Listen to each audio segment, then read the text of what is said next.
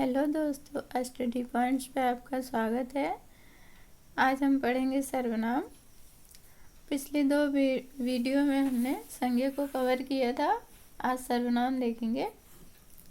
सबसे पहले सर्वनाम की परिभाषा। सब नामों के बदले जो शब्द आए वह सर्वनाम है, अर्थात संज्ञा के स्थान पर प्रयुक्त होने वाले शब्दों को सर्वनाम कहते हैं। साधारण भाषा में हम कह सकते हैं कि जो शब्द संज्ञा के स्थान पर प्रयुक्त किए जाते हैं उन्हें हम सर्वनाम कहते हैं।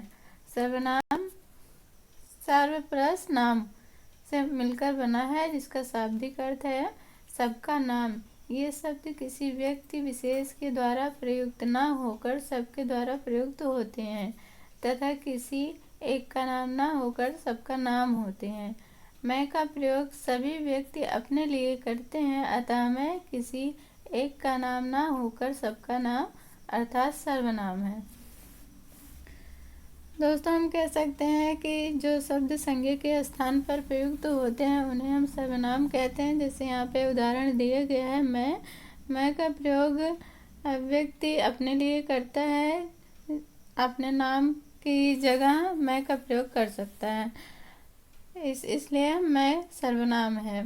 सर्वनाम के भेद हम देखेंगे। सर्वनाम के मुख्यतः 6 भेद होते हैं।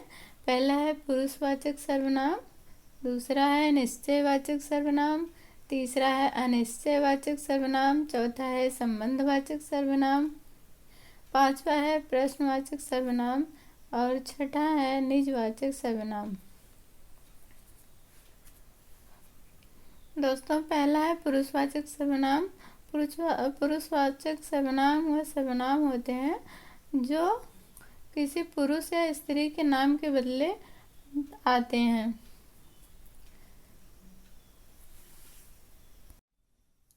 दोस्तों, पुरुषवाचक सर्वनाम वह सर्वनाम होते हैं जो पुरुष व स्त्री के नाम के बदले आते हैं। अर्थात हम कह सकते हैं किसी पुरुष या स्त्री का नाम ना लेकर हम पुरुषवाचक सर्वनाम का प्रयोग करते हैं। दूसरा है निश्चयवाचक सर्वनाम, जिसमें किसी निश्चितता का बोध होता है। जैसे किसी वाक्य में हम जान पाते हैं कि वह निश्चित वस्तु के लिए कही जा रही है या निश्चित वस्तु के लिए उस शब्द का प्रयोग हो रहा है, तो वहाँ निश्चयवाचक सर्वनाम होता है। अनिश्चयवाचक सर्वनाम के अंतर्गत हम कह सकते हैं कि जहाँ निश्चितता का बोध नहीं होता है वहाँ अनिश्चयवाचक सर्वनाम होता है। संबंधवाचक सर्वनाम, जैसे जो दो वाक्यों को जोड़ता है उन्हें हम संबंधवाचक सर्वनाम कहते हैं। प्रश्नवाचक सर्वनाम,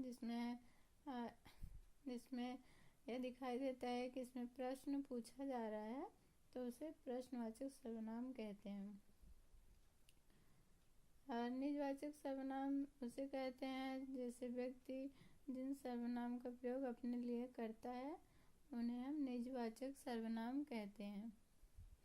तो दोस्तों, ये हमने सर्वनाम की परिभाषा देखी और सर्वनाम के भेद जाने कितने प्रकार के होते हैं। तो इसकी विस्तृत व्याख्या हम अगली वीडियो में देखेंगे। मैं आपको दिखा देती हूँ। यहाँ पे पुरुषवाचक सर्वनाम दिया है, तो ये सब हम अगली वीडियो में कवर करेंगे। इस विस्तृत जानकारी विस्तृत रूप से पढ़ेंगे इसे अगली वीडियो में। तो अगर वीडियो अच्छी लगी हो, पसंद आई हो, समझ में आया हो तो लाइक कीजिए, सब्सक्राइब कीजिए। धन्यवाद। मिलते हैं अगली वीडियो में।